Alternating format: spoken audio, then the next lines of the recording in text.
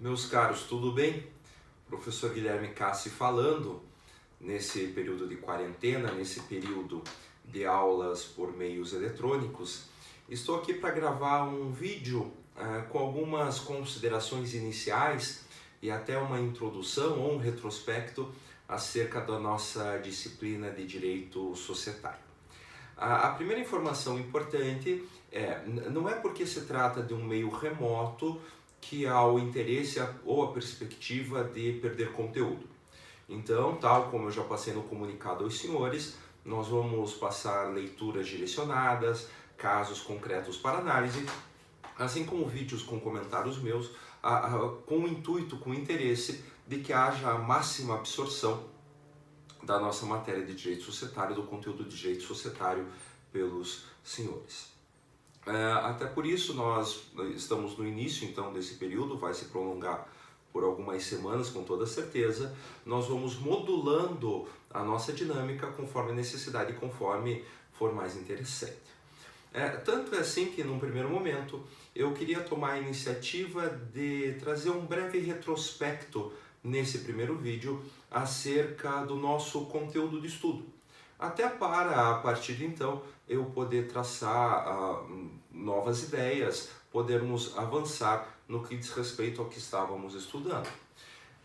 Tanto é assim que você sabe que nesse momento nós estamos estudando a figura da sociedade simples. Antes da sociedade simples, nós conversamos acerca da classificação dos contratos. Então, independentemente da espécie de contrato, de sociedade, classificação das sociedades, nós temos as sociedades pessoais, as sociedades de capital, as sociedades contratuais, as sociedades institucionais, as sociedades por prazo determinado e indeterminado e assim por diante.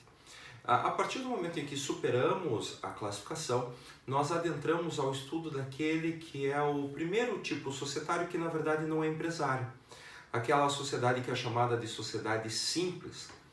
A importância de conversarmos sobre a sociedade simples, e esse é um comentário que eu fiz em sala de aula, diz respeito ao fato de que a sociedade simples ela traz cláusulas gerais. Então são certas regras que são aplicadas de maneira subsidiária a todos os demais tipos societários, especificamente aqueles que são disciplinados pelo Código Civil. Então é como, estudando a sociedade simples, nós estamos estudando a base de todos os tipos societários do Código Civil. E aí excepcionado, nomeadamente, a sociedade anônima, que tem a Lei 6.404.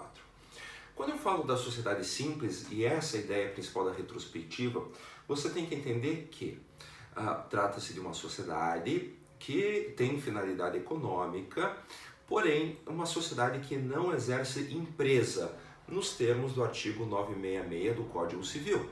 Por exemplo, tratando-se de uma atividade intelectual, a sociedade, essa pessoa jurídica, será, portanto, uma sociedade de natureza simples.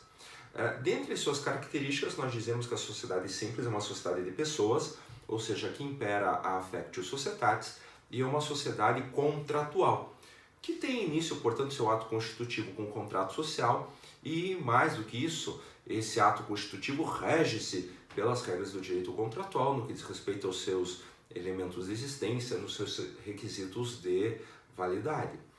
Essa sociedade simples, uma vez que ela tem início com o seu ato constitutivo, que é o contrato social, tem que ser necessariamente um contrato escrito, ele é levado a registro, mas no registro é no cartório de registro de pessoas jurídicas e não na junta comercial, como se dá com as sociedades empresárias.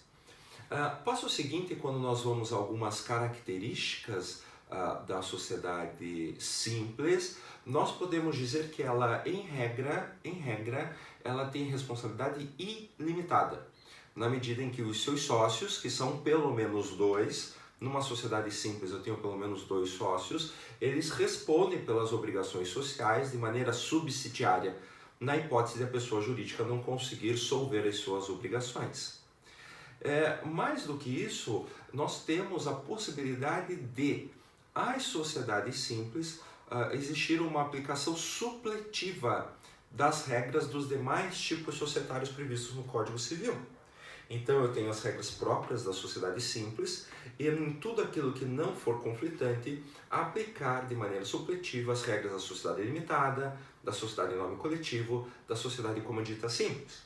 Se você não quiser, e isso é uma decisão do contrato social, pode não ter aplicação de nenhum outro regramento e apenas das sociedades simples. Temos aqui um momento de importância fulcral, porque a partir do momento em que você não usa das regras dos demais tipos societários, essa sociedade será chamada de sociedade simples pura ou simples, e a responsabilidade dos sócios assim será ilimitada. No entanto, e é absolutamente comum, que as sociedades simples tenham aplicação supletiva das regras das sociedades limitadas. E isso é trazido expressamente no contrato social. Logo, a partir do momento em que inicia-se essa sociedade, ela é registrada no cartório de pessoas jurídicas, os sócios passarão a ter responsabilidade limitada, ou seja, não terão que cumprir obrigações na hipótese de insolvência da pessoa jurídica.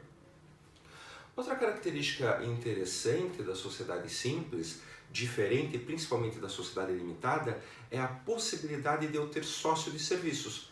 Falaremos adiante dos direitos dos sócios, mas eu posso ter na sociedade, isso está descrito no contrato social, um determinado sujeito que contribui para a sociedade com serviços e não necessariamente com capital. Terá direito, inclusive, à distribuição de lucros por conta disso. Quando adentramos a ideia do contrato social da sociedade simples, existe então muita discussão quanto à natureza do contrato social, mas modernamente temos a ideia pacífica de que sim se trata de um contrato.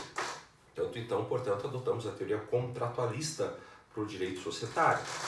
A partir do momento que você elabora esse documento, que tem que ser escrito, visto que tem que ser levado a registro, há necessidade de levá-lo a registro em 30 dias, até 30 dias, sob pena de ser considerada a partir então como uma sociedade em comum, que é uma sociedade não personificada.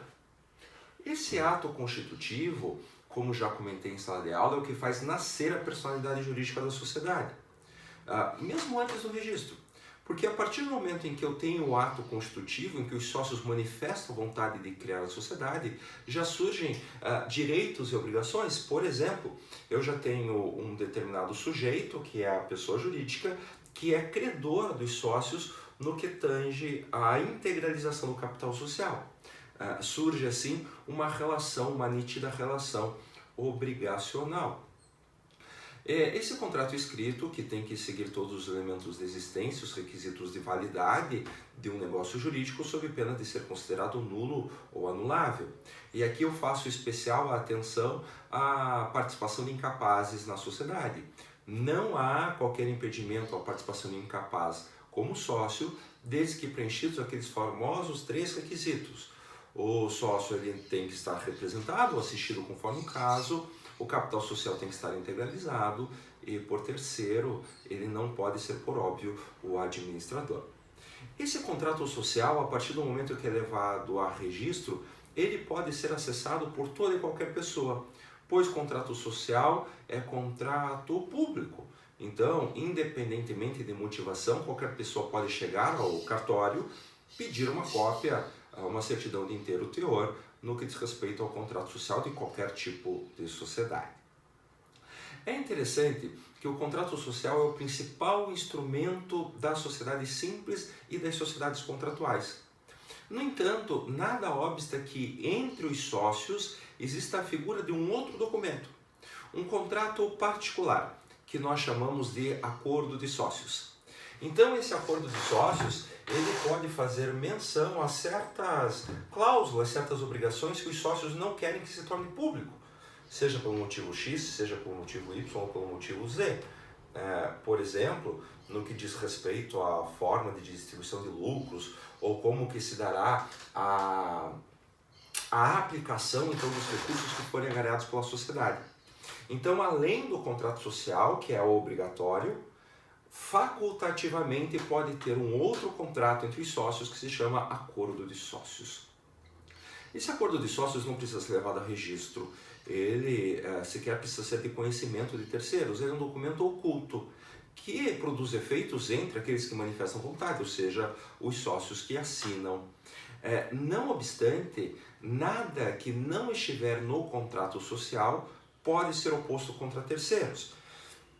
Por exemplo, se no contrato social registrado prevê que um determinado sujeito é sócio da sociedade ou tem um certo número de cotas, mas existe um acordo de sócios ou qualquer outro documento particular que diga o contrário, esse documento particular não poderá ser oposto a terceiros. Especificamente quando nós falamos do contrato social, o artigo 997 do Código Civil traz quais são os requisitos essenciais de um contrato social de uma sociedade simples. É importante sabermos os requisitos porque é a mesma lógica que é aplicada às demais sociedades contratuais. E tem alguns itens bastante básicos, como o nome e a qualificação dos sócios, o nome empresarial da sociedade, qual que é o objeto social, qual que é o capital social, o número de cotas, a forma de integralização. E quando nós falamos das cláusulas do contrato social da sociedade simples, existem aquelas cláusulas que são chamadas cláusulas essenciais que são cláusulas obrigatórias, portanto, que obrigatoriamente tem que ter no contrato social. Porém, há algumas cláusulas que são cláusulas optativas, também chamadas de cláusulas acidentais. Tudo aquilo que não estiver no 997 é considerado como cláusula acidental. Nós fizemos uma atividade em sala de aula, inclusive eu pedi que fosse buscado o raciocínio do prolabore. Prolabore, então, é a possibilidade de uma remuneração ao sócio, uma remuneração a ser paga pela sociedade em caso de ele exercer atividades frente a essa sociedade. É diferente de salário, porque salário se dá a empregado, numa relação regida pelo direito do trabalho.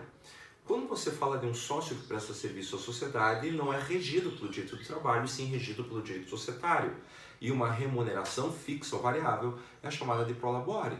Pode ou não pode existir? Pode estar previsto no contrato social. E se trata, portanto, de uma cláusula acidental, que é uma cláusula optativa. É interessante porque ainda que o 997 tenha cláusulas que sejam vistas como essenciais, por exemplo, a nomeação de administrador, o contrato social obrigatoriamente, aí sim, tem que dizer quem é o administrador ou que esse administrador será solucionado, será indicado por documento em separado, por uma deliberação em separado. Então, há algumas cláusulas, inclusive o nosso material define bem, que são chamadas de cláusulas optativas, embora previstas no artigo 997. O curioso, e aqui um dos grandes impactos da sociedade simples, é que todo contrato social, assim como todo ato constitutivo, ele pode ser alterado, ele pode ser modificado. Por exemplo, os sócios decidem aumentar o objeto de atividade da sociedade, que antes era só comércio de alimentos e passa a ser, portanto, também compra e venda de veículos. Haverá necessidade de alterar o contrato social. E para isso, inclusive, foi ensinado aos senhores a possibilidade de você fazer um segundo documento que se chama alteração do contrato social. Então você traz as cláusulas que serão modificadas no contrato social e em seguida o contrato social primeiro com as alterações então posteriormente propostas. Só que esse segundo documento, que eu chamo de alteração do contrato social, obrigatoriamente tem que ser levado a registro, porque contrato social é documento público e somente após a alteração ou o registro dessa alteração é que ele produzirá efeitos contra terceiros. A curiosidade da sociedade simples, em verdade, é que a alteração do contrato social depende da unanimidade dos votos da sociedade. Lembrando que, pelos princípios que aprendemos, na sociedade os sócios votam conforme o seu capital social. Então, quem tem mais capital social tem mais poder de voto, e não necessariamente por pessoa ou por cabeça. E quando se trata de alteração de contrato social, precisa-se, portanto, da unanimidade dos sócios. Inclusive, quando se trata de cláusula essencial do contrato, o sócio de serviço também terá direito a voto. Trata-se aqui de uma dificuldade às sociedades simples, na medida em que, por vezes, há divergência entre os sócios, se muda ou não muda o objeto social, se aumenta ou se diminui o capital social, que devem ser realizados mediante alterações de contrato. E sempre que houver, então, necessidade de alteração, unanimidade. Para outras discussões na sociedade, inclusive a alteração de cláusulas acidentais, que são aquelas não essenciais, aí não precisa ter unanimidade. Aí eu preciso tão somente da maioria do capital social. Então, embora o contrato social possa prever um quórum específico, na ausência, cláusulas, que são cláusulas acidentais, dependem da maioria do capital social e não tem sequer, nesse caso, a participação do sócio de serviço.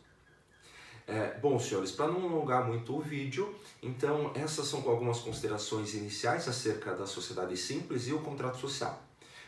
Logo em seguida eu vou disponibilizar aos senhores um novo vídeo para nós falarmos um pouquinho sobre a figura dos sócios na sociedade simples. Então, até lá!